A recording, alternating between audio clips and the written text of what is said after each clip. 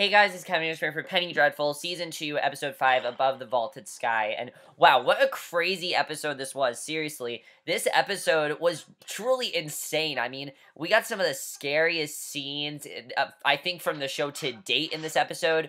We also had some really fucked up sex scenes. I mean, the amount of sex scenes in this episode was just insane, especially from last week's episode, which was so tame and fun. I knew this episode was going to be crazy, and this was by far the best episode of the season. I mean, really, it was by far. Really, again, Pain Dreadful show just gets better and better as it goes on, and there's so many things I loved about this episode. Very hard scenes to watch as well, but again, another amazing episode, and I really did love it. So let's get into this episode because it was amazing. There's a lot to talk about. We're now halfway through the season, which I can't believe that we truly are halfway through the season, but we are. So let's get into this episode because it was amazing. So, Evelyn, okay, we get back to, of course, we had to have that scene in episode 2, of course, where Evelyn, basically, made all those, puppets and everything, and basically, she made all those, basically made all those puppets and everything, and, she basically, it was really creepy with the voodoo dolls. Well, of course, they had to start this episode with that, and hang on one second, guys. Alright, that's better. I'm sorry, my friend keeps texting me on Skype, but basically, I thought that was really interesting the way they started with that. I mean, right away, it's very creepy because we see Evelyn's wearing out another pet puppet resembling Gladys Murray. Of course, Gladys Murray is Malcolm's, wife that he plans on divorcing, because of course he told Evelyn, I'm gonna finally divorce my wife. So we see the Vanessa puppet is still sitting nearby, and the Elder Witch taps a needle into her new puppet's forehead, and chants an incantation, and the forehead finally cracks open. This scene is just so fucking terrifying, I have to say, really it is, and basically, it really was terrifying, I have to say, guys. I mean, basically, Evelyn pries apart the skull, revealing the human brain side, and just as Hecate comes in, she holds the strands of Vanessa's hair that they took from her, and then asks if she can do it, and basically, Evelyn smiles, hands her a pick, and Hecate pokes them into the Vanessa's puppet head, and meanwhile, Evelyn heats a needle in the candle flame and jams it into the other puppet's brain, and Gladys wakes up screaming in pain and clutching her head, because of course, if you have voodoo dolls, whatever you do, the voodoo doll happens to a real person, and that was such a creepy scene. I mean, just knowing what's happening in Gladys, and Gladys has no idea what's happening to her, it's such a creepy way to start the episode, and things like that, that's why this show's so genuinely scary, because a lot of it's all possible, honestly. The stuff that happened in this episode, a lot of the scares are really all possible, and I definitely really did enjoy that.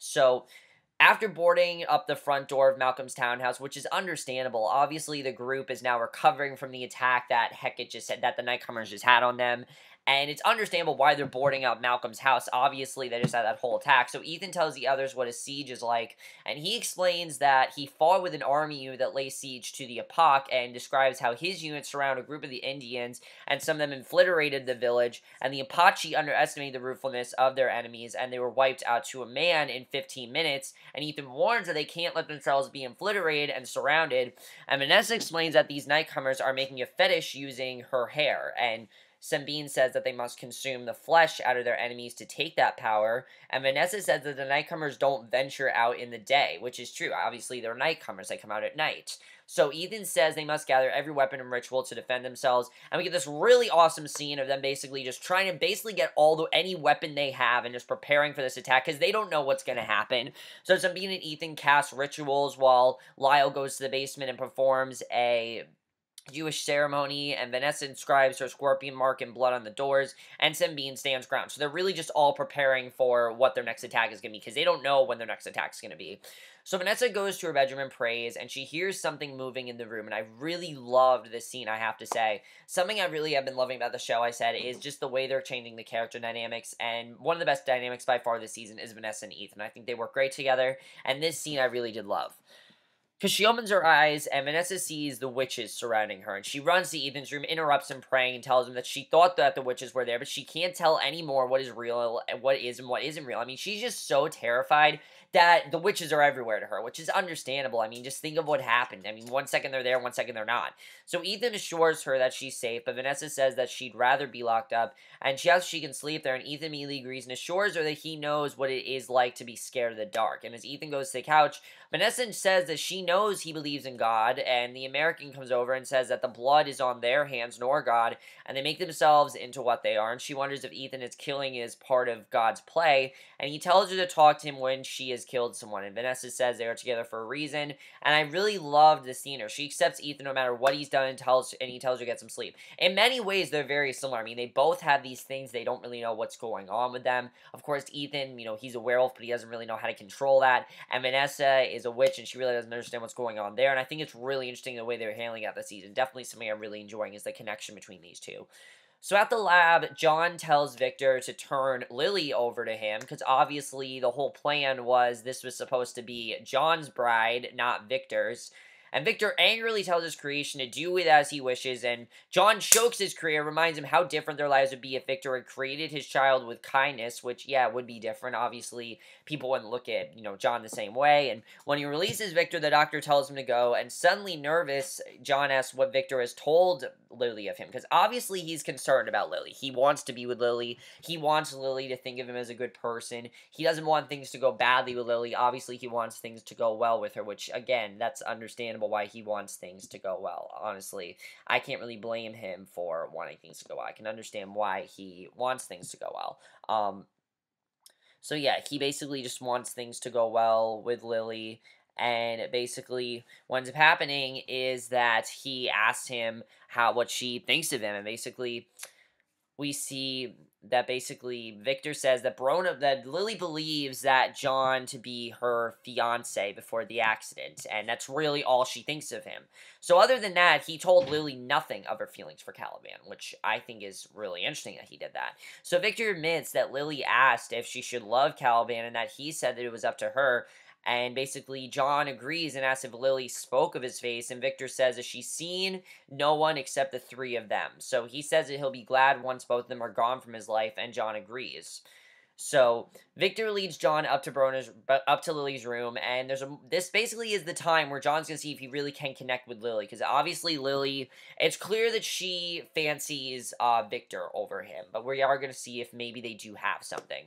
So she hesitates when she sees John for the first time. The doctor says that he has work downstairs, but promises to come back later. However, he sits at the base of the stairs and listens as Lilly says that Victor picked out her dress, and basically John says that they were friends once, and then their friendship grew, and makes up an instance of how men mocked him for being with Lilly, and he says that Lilly then took his hand and kissed it, and Lilly says that it was someone else. She doesn't remember any of this, and she says that she can only start by being friends with him. That's what she thinks, and basically John has no choice but to accept her request. So I definitely feel like eventually they will have something, but definitely it's going to take them a while to connect. I think really for John, he is going to get the girl eventually, but for right now, it's just going to take them a while to connect. Obviously, Lily's very confused, which is understandable. I mean, one second she was Brona, now she's Lilly, and she's still transitioning into this new persona, so I definitely think she's just very confused at this point. I think Billie Piper definitely is doing a very good job of that, I have to say. So the next day at the townhouse, Ethan wakes up and discovers that Vanessa has gone, and he doesn't know where she's gone. Now, at the Murray Manor, probably the hardest scenes to watch this episode, honestly, were the ones with Gladys. The Gladys stuff in this episode was just crazy. I mean, knowing what Evelyn is doing to Gladys is insane. So, basically Gladys is withering in pain, and basically the maids hold her down as Evelyn continues to torment her with her spells. I mean, it's just crazy. Knowing what Evelyn's doing to her, it's insane. So Ethan leaves an ammo shop, and Rusk approaches and introduces himself, and I'm like, oh shit, what's going to happen with Rusk? I really thought Rusk was going to find out too much in this episode and was going to meet his end. So, basically, Ethan notices a Bobby nearby and agrees to speak with Rusk, and Victor brings Lilly to a tea house to meet with Vanessa, which I think was a good thing to do. Obviously, everything that Vanessa did for Victor last week, I think was only the best thing for him to do to introduce Lilly to Vanessa. I think that was the right thing to do. So at Rusk's office, I really love this conversation between Rusk and Ethan. This was a really good scene, because Ethan says that he's given up his career as a showman because it didn't suit him very well, and Rusk questions him about his skill with weapons. Now, of course, he thinks that Rusk is there to basically, with his father. That's why he thinks he's there. And Ethan claims that he only knows about guns from his show. And if you recall, the first scene we saw of Ethan was in a circus act, if you remember. So the inspector is Ethan's name on the Mariner's IM register and asks if he knows about the recent trouble there, and Ethan feigns ignorance, and Rusk notes that every resident has been accounted for except Lilly and Ethan. And Rusk assures Ethan that he's free to leave, and then points out that the recent series of deaths correspond with Ethan's arrival in London. So he tells him right now, you know what, I'm on to you. He pretty much tells him that. So he asks why Ethan is buying bullets, which is an understandable question. I mean, knowing what this killer is doing, it very well could be Ethan. That definitely is very suspicious. Obviously, we know that Ethan is not the one that's doing this, but it definitely is very suspicious that Rusk could think that.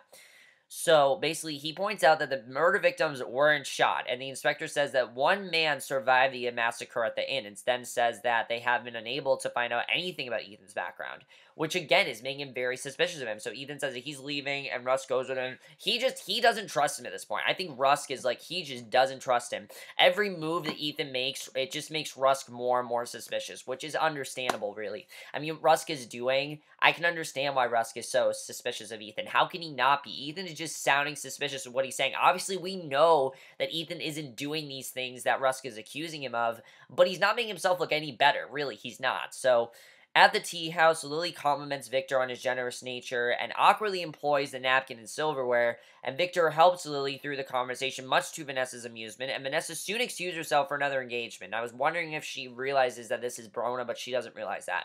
So she hopes that she'll see her again, and once she's gone, Victor assures Lilly that she was perfect and kisses her hand, and Vanessa watches them briefly from the doorway and smiles. She thinks it's just a cousin thing, that's what she thinks it is.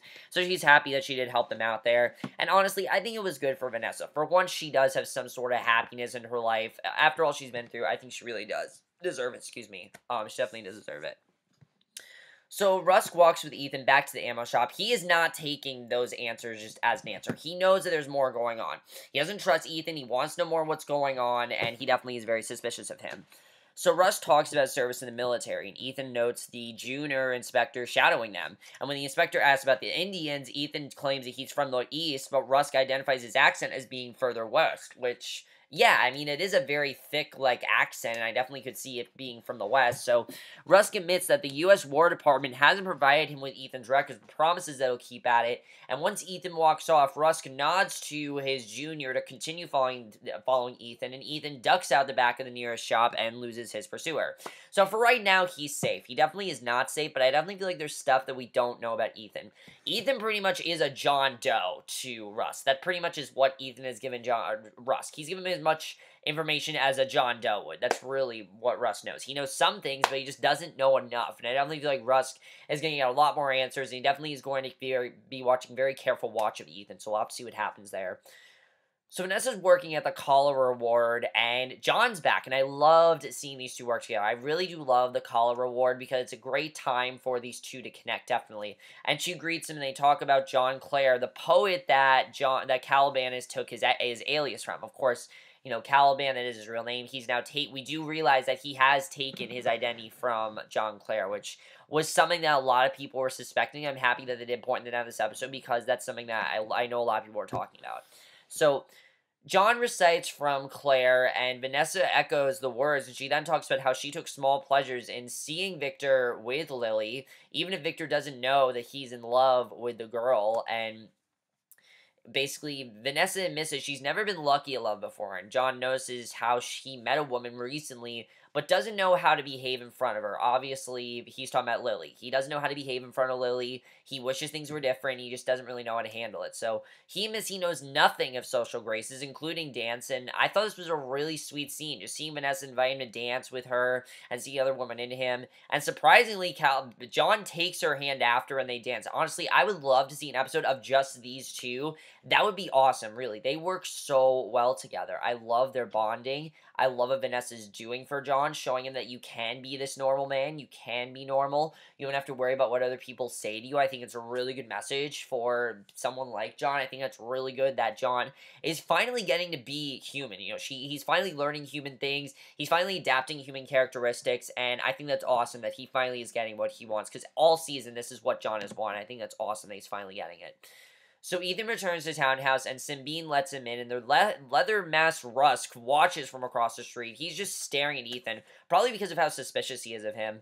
So that night, Dorian takes Angelique to the opera, and I gotta say, probably my favorite episode with Dorian and Angelique, really. I really have enjoyed this plot. It just hasn't really held a lot of weight to it. In this episode, it really did. So they go to the lobby during the intermission, and one man recognizes Angelique, and he points out to his friends and says that Angelique misled him and took 40 pounds from him, and Dorian kisses the humiliated Angelique's hand. The man spits on her, and when Dorian starts to go after him, Angelique holds him back, and he wipes the spit off of her cheek, and it's a really sad scene. You definitely know there's something going on with Angelique. There's something that we just don't know about her. And I definitely think it's really interesting we find out more about Angelique in this episode.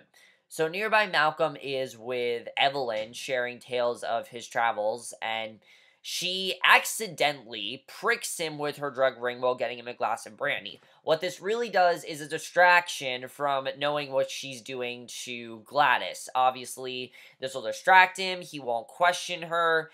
They're gonna, be together, and it's a genius plan. It really is. I've talked about this before. Evelyn's a genius. That's one of the reasons why she's so creepy, is because of how much of a genius she truly is.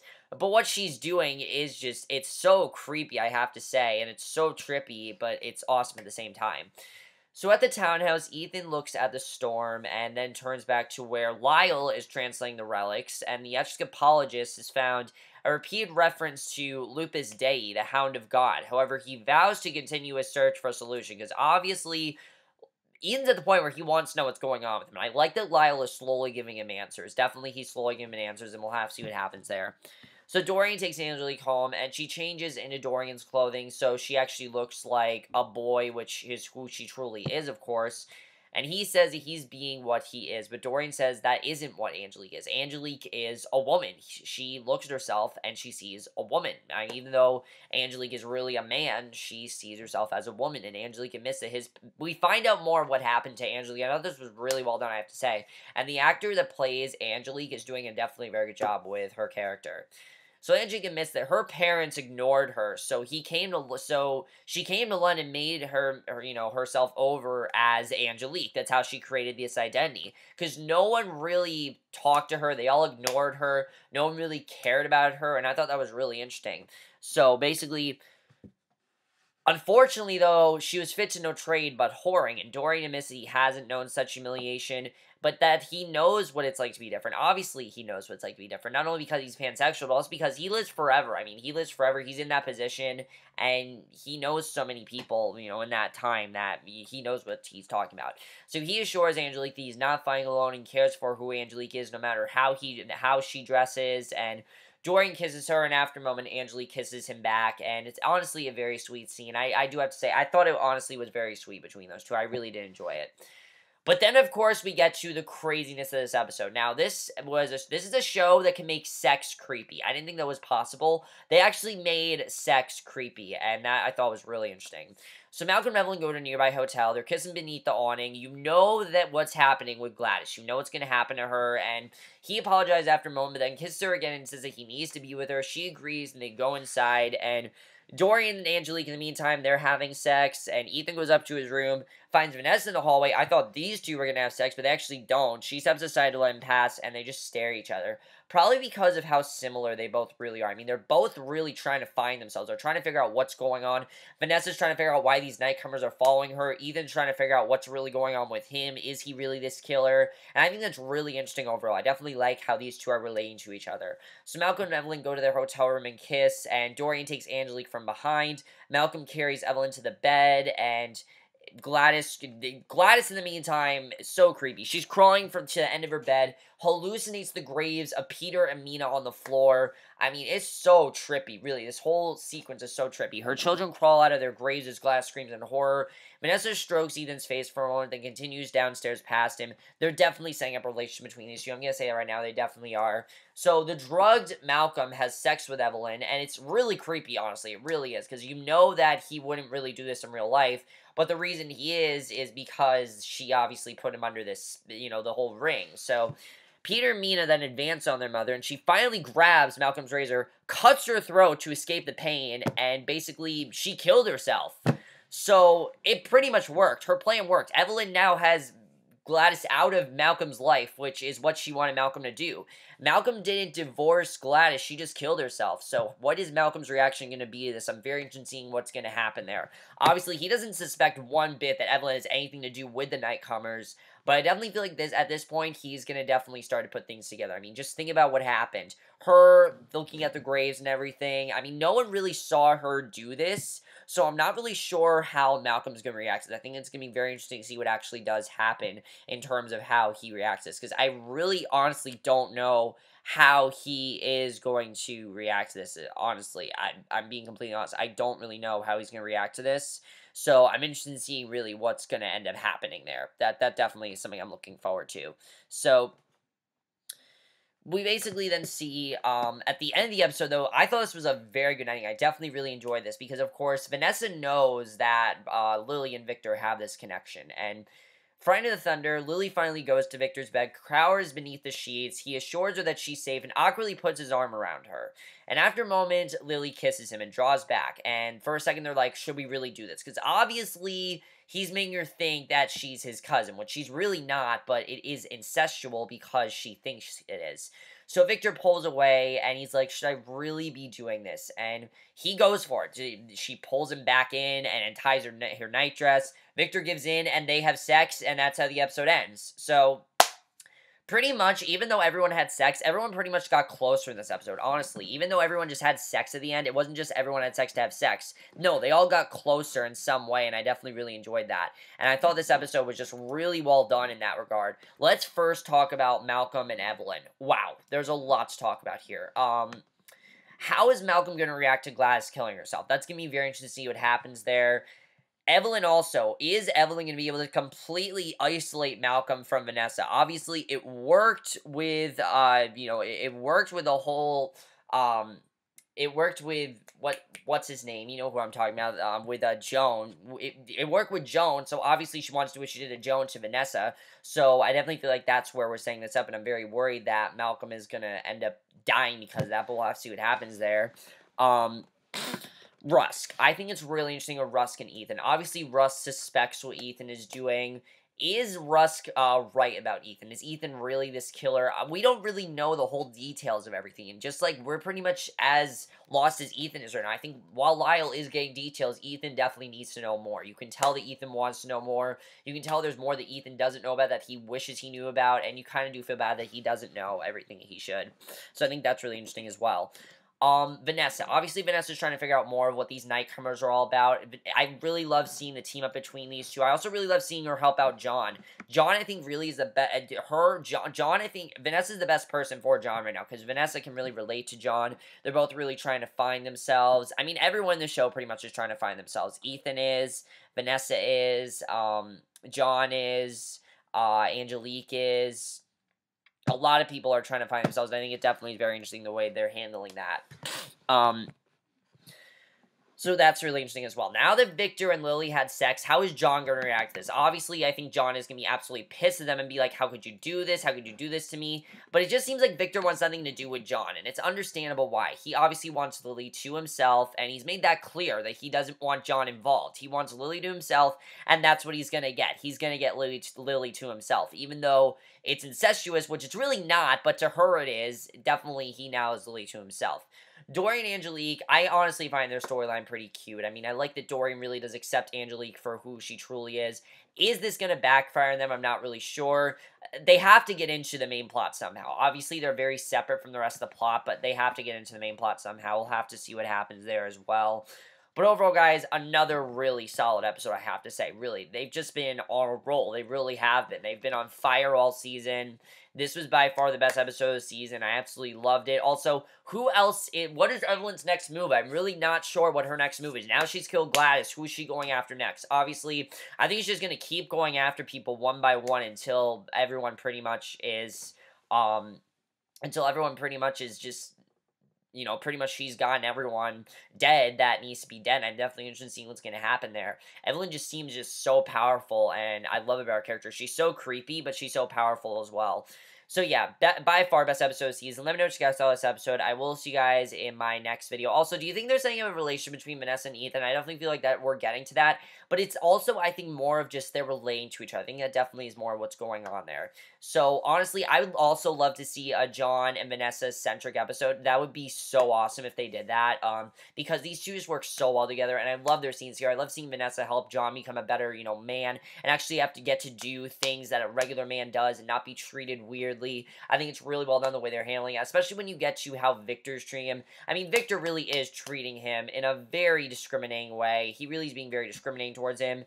Victor, though, is very selfish. I mean, that's in Victor's character. He's always been selfish. He always will be selfish. There's nothing that John, Calvin, whatever you want to call him, can really do about that. Honestly, there's really nothing he can do. I'd also love to see what Lily's reaction is, because I don't really know how Lily feels about this. She seems to want this, but then there's points where it seems like she doesn't want this. So I'm interested in seeing, is she going to maybe tell Victor we need to stop? I'm definitely interested in seeing what's going to happen with them as well.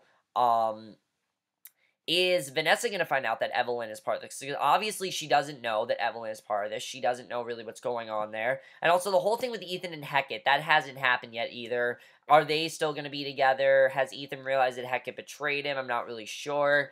We'll have to see what happens in the next episode. But we have 5 episodes left, and I can't wait for the final 5 episodes. This is just such an amazing season. It's constantly delivering, and I loved about the show. But that's basically my review. Hope you guys enjoyed it. Let me know what you guys saw this episode. Overall, guys, by far best episode of the season. I will see you guys in my next video, which will be my review for the series premiere of Unreal, which I can't wait for, and I will see you guys for that. Okay, bye.